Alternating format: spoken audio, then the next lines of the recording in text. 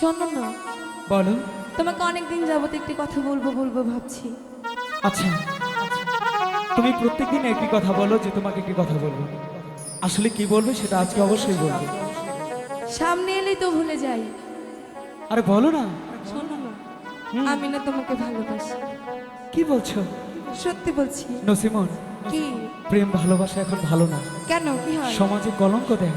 তাতে কি? শুনবে? বলো। ওই ফুলে